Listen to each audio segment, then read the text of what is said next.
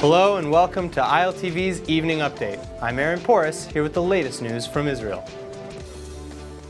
Israel has given the green light on Tuesday for the sale of 2 gas fields in the eastern Mediterranean to the Greek firm Energean for $150 million. The 2 fields, named Karish and Tanin, meaning shark and alligator respectively, are estimated to hold 60 billion cubic meters of gas.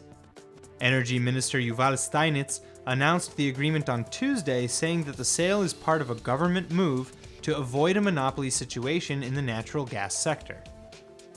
U.S. firm Noble Energy and Israel's Delek Group already control 2 much larger fields. Steinitz said total production from the 4 fields together would bring in $92 billion, or more than all of the U.S. aid granted to Israel over the years combined. A Jewish organization has launched a database aimed at helping thousands of Holocaust survivors, or their heirs, regain property lost in Warsaw, Poland during the Holocaust. The World Jewish Restitution Organization database will help survivors and their heirs identify their property so they can reactivate their claims before the Polish government takes final possession. Under a new Polish law, survivors will have just 6 months to file claims for more than 2,600 properties in Warsaw after those properties are listed publicly in a newspaper or online, something which is expected to happen soon. Many of the properties are believed to have been Jewish-owned before the Nazi occupation of Poland. Claimants who fail to come forward by the deadline will relinquish their rights to the properties and allow the city to assume permanent ownership of unclaimed property. Israeli students continue to lag behind their OECD counterparts in reading, mathematics, and science, according to the latest study. According to the results of the PISA exam, which is administered in 72 countries every 3 years since 2000, Israel's achievement in science stood at 467 points, compared with the OECD average of 493.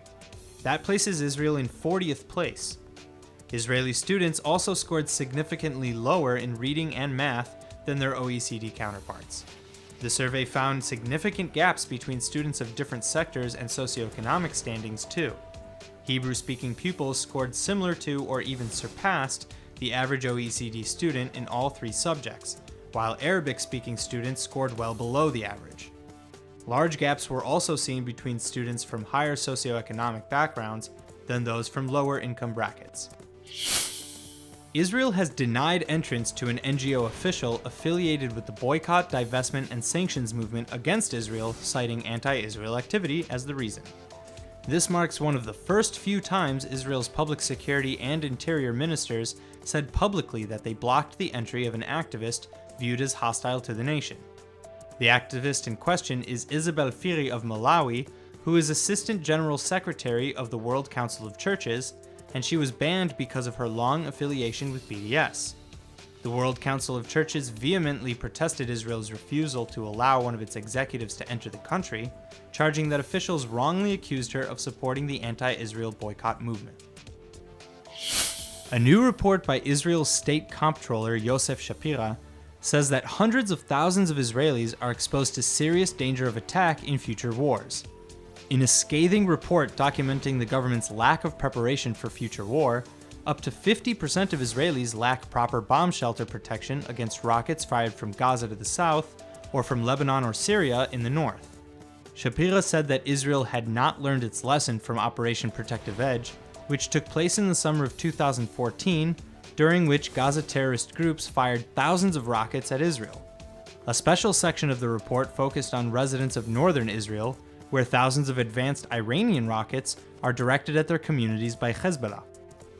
The report found that Israelis in northern communities lack shelters and supplies to an even greater extent than residents of the center of the country.